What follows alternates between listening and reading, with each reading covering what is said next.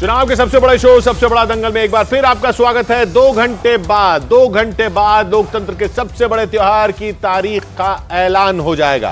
चुनाव आयोग के ऐलान के साथ ही पूरे देश में आचार संहिता लागू हो जाएगी। चुनाव में हिस्सा लेने वाली सभी पार्टियां सीधे चुनाव आयोग की निगरानी में आ जाएंगी।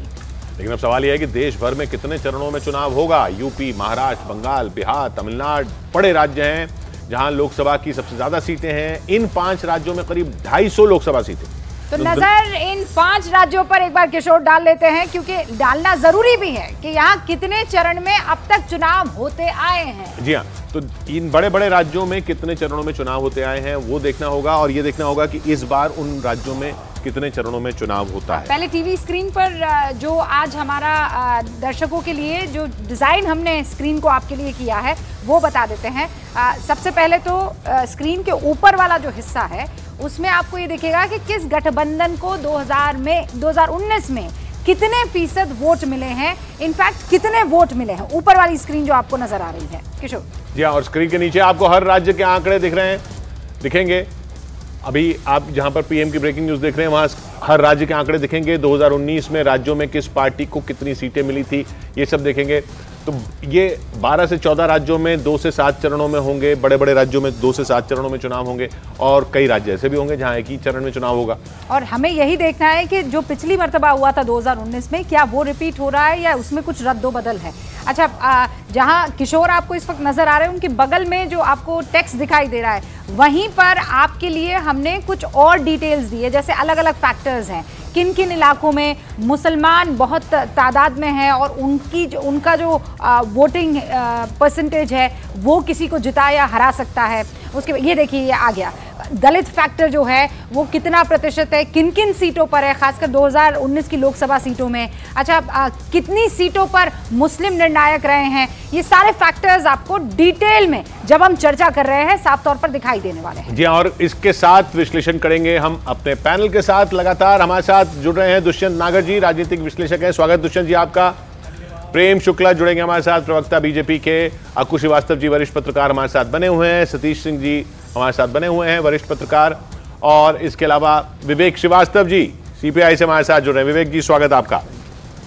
और हमारे साथ अलग अलग रिपोर्टर्स भी मौजूद हैं यहाँ पर। बस अब कुछ देर का इंतजार और 2 घंटे का वक्त, और 3 बजे वो प्रेस कॉन्फ्रेंस शुरू हो जाएगी और उसके बाद तारीखों का ऐलान हो जाएगा। प्रेम शुक्ला जी भी हमारे साथ जुड़े हुए हैं। प्रेम शुक्ला जी, मैं पहले आपका रिएक्शन इसलिए चाहती हूँ क्योंकि यहाँ बिगुल बजेगा और वहां पर ये जो फाइट है वो और तगड़ी हो जाएगी। शुरुआत तो इनफैक्ट कल ही से हो चुकी थी। जी नहीं, स्वाभाविक तौर पर भारतीय जनता पार्टी का नेतृत्व और भारतीय जनता पार्टी का हर कार्यकर्ता अब की बार 400 पार के लक्ष्य को पूरा करने के लिए जो है कृत संकल्प है। और आदरणीय नरेंद्र मोदी जी ने 2014 में जब संकल्प लिया तो 272 प्लस तो हम 282 हो गए।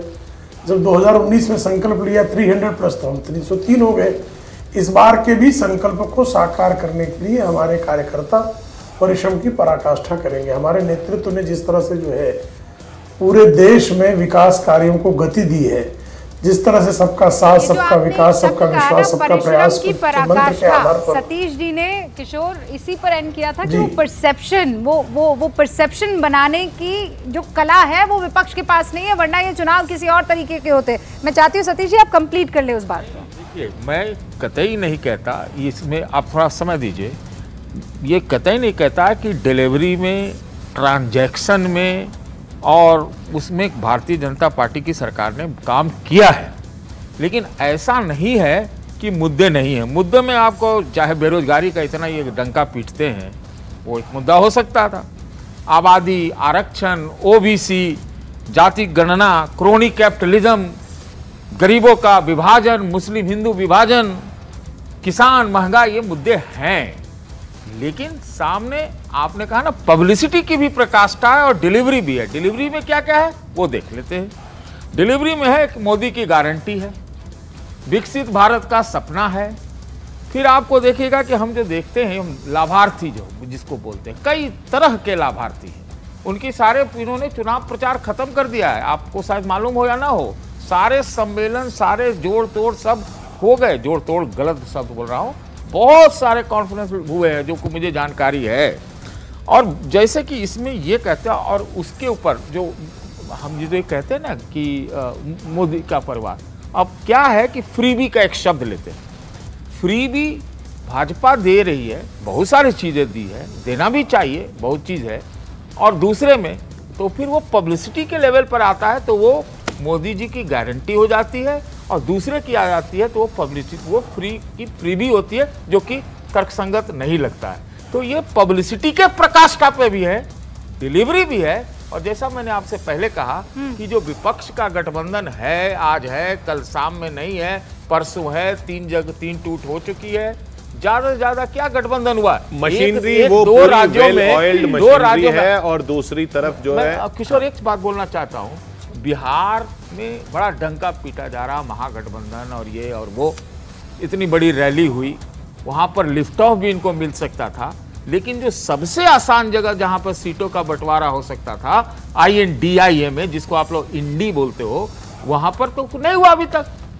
महाराष्ट्र में नहीं हुआ, जो सस्पेक्ट स्टेट हो सकते थे। तो ये चीजें खड़ी की जाती है, और आपके खड़ा होने से पहले उस पर भारतीय जनता पार्टी की जो चुनावी मशीन है और ऊपर खड़ी हो जाती है और काम भी करती है। ऐसा नहीं है अभी, अब इलेक्टोरल बॉन्ड का मुद्दा बनने को तो बना सकता है, जब बोफोर्स बन सकता है तो ये भी बन सकता है, लेकिन नहीं बन पाएगा, हम ये कह रहे हैं। और आज इनफैक्ट जब आप बात कर रहे हैं महाराष्ट्र का, आपने जिक्र किया कुजी, महाराष्ट्र में आज राहुल गांधी होंगे, वहां पे तेजस्वी यादव भी होंगे आरजेडी के, और तमाम दूसरे बड़े कल है, इनफैक्ट कल वो दिन है। लेकिन आज भी इसी बात को लेकर संशय बना हुआ है कि कहीं कोई गठबंधन रहेगा कि नहीं रहेगा, जो सतीश जी कह रहे हैं। एक रैली बुलाने में इनको 17 महीने लगे, तो क्या चुनाव? मैं तो कहता हूं कि ये दुनिया का सबसे एक तरफा चुनाव है, सबसे बड़ा चुनाव, सबसे एक तरफा चुनाव, और शायद वर्तमान स्वरूप में यह अंतिम चुनाव है। बाद में आप देखिएगा कि महिला के आरक्षण भी आ जाएगा, फिर पॉपुलेशन काउंट भी हो जाएगा, फिर कंस्टिट्यूएंसी बदल जाएगी। ये मौका यही है जो कि ये चुनाव का निर्धारण है। और मैं तो कभी कभी मुझे लगता है कि वर्तमान स्वरूप में ये डेमोक्रेसी, मनोज काका भी हमारे साथ जुड़ चुके हैं। मैं चाहती हूँ मनोज काका भी इस पर अपनी बात रखे, अकुश श्रीवास्तव भी, लेकिन हम कुछ डेटा दिखा देना चाहते हैं आपको एक बार। यहाँ बिहार की बात की सतीश जी ने कि बिहार में भी मौका था, वहां पर भी नहीं हुआ। ये बिहार, दिल्ली, गुजरात ऐसे राज्य जहां ये क्लीन स्वीप हो गई थी पिछली बार। बिहार में सिर्फ एक सीट, बिहार, दिल्ली, गुजरात में सब मिला के सिर्फ एक सीट, सिर्फ किशनगंज, सिर्फ एक पिछली बार जीती थी। तो दिल्ली में पिछली बार एक चरण में चुनाव हुआ था, वो एक ही चरण में इस बार भी होना ही चाहिए, क्योंकि दिल्ली में ऐसी कोई दिक्कत नहीं हो सकती। तो 7 सीटें हैं। एक रहे हैं मनोज तिवारी, पिछली बार जो सांसद थे, बाकी सब बदल दिए गए, सब बदल दिए गए हैं। और इधर इनका गठबंधन भी हो चुका है, पिछली बार 7-0 था, इस बार गठबंधन हो चुका है। ओपिनियन पोल कह रहा है कि गठबंधन पोल होने के बावजूद एनडीए को ही 7 सीटें, यानी बीजेपी को ही, यहां पर तो एनडीए क्या है, बीजेपी है, वो बीजेपी को ही 7 सीटें जाएंगी। बिहार में 7 चरण में पिछली बार चुनाव हुआ था, और इस बार भी 6 या 7 चरण ही लगेंगे। पिछली बार 11 अप्रैल, 18 अप्रैल, इस तरीके से 7